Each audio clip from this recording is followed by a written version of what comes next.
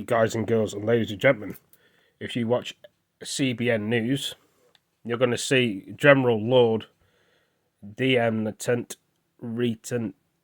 whatever his name is, to the new head of British Army, says we must prepare to fight in Europe. So it's coming, World War III is coming. And our British Army needs to get stronger. We use Finland and Ukraine will probably be on our side, but we're helping them against Russia, so we're going to see what this says on here. Guys and girls, ladies and gentlemen. We're going to talk about the man who heads up the army, General Sir Patrick Sanders. And he is That's the one, General. I've got the name of it wrong. And he said that British soldiers may soon need to fight in Europe once again, following Russia's invasion of Ukraine. Well, former Chief of the General Staff, Lord Dannatt, joins us now. Thank you very much for your time. What did you make of General Sanders' comments? It came to people who aren't in the army as a bit of a rallying call.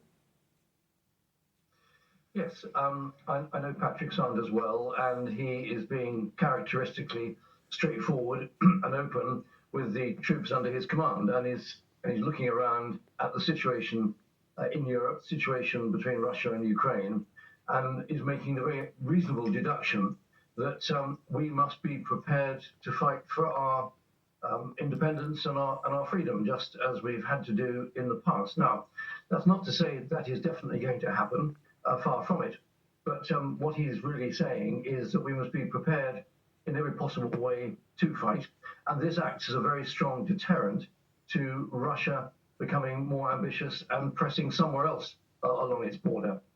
If you think back before February the 24th, like I said, it could attack the UK. Vladimir Putin attacked Ukraine. He was making all kinds of noises about wanting to roll the influence of NATO back, wanting to extend the influence of Russia. And by inference, he was talking about pressing maybe in the Baltic states, Estonia, Lithuania, Latvia, pushing on Poland and other countries like that. Now, that's not going to happen in the short to medium term for sure, because he's had a very bloody nose in the fight with Ukraine. But while he is still the Russian president, he will continue with this mantra of wanting to press and extend Russian influence. And we must be prepared to stop that. And the best way that we will stop that is being well armed, well trained, have a forward presence to deter him being expansionist like that again. And that's what General Patrick was talking about.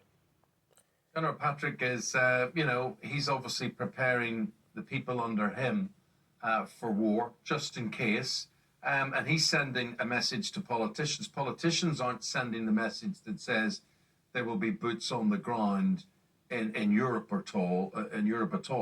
But what, Lord Dannatt, what state is the British Army in? The British Army that you knew, now under Sir Patrick Sanders, what's he inherited?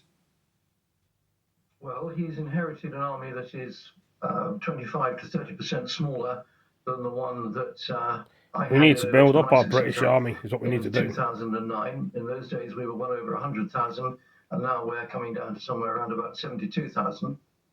We had a much greater military capability. If you recall, back in 2007, 8, 9, we were fighting two major campaigns in Iraq and in Afghanistan, and we would struggle to do that at the present moment. But there is nothing wrong with the leadership, the enthusiasm, the determination, the professionalism of the British Army. It is just considerably smaller than it was. And this is a critical point, and myself and others have been raising this point to the government over recent months. It is not as well equipped as it should be. The integrated review, as it was called, that was published in March last year, set out our future for this country, security, defence and foreign policy arrangements. And there was a significant tilt, as it was described, to the Indo-Pacific, with a greater emphasis on our maritime forces and going along with that with our air forces as well. So the Army has been the poor cousin, if you will, over the last several years, really since the campaigns in Iraq and Afghanistan finished. Now, that's all well and good until Mr. Putin decides to start a land war in Europe. And that brings us up short. And you have to ask the question, are we in the UK, have we invested sufficiently in our land forces, in our army, that we can play our part in the future security of Europe? And I've spoken twice in the House of Lords in the last 2 or 3 weeks to say, no, we need to be increasing our defence spending from 2% to 3% of our GDP. We need to be Start investing drafting more people in if they want to join. with tanks and armoured infantry fighting vehicles. We need more artillery. We need more air defence artillery. And frankly, if we're going to play our part as a NATO member and as well, not in the European Union, but we physically are part of Europe, we must play our part in European security and invest more in our land capability.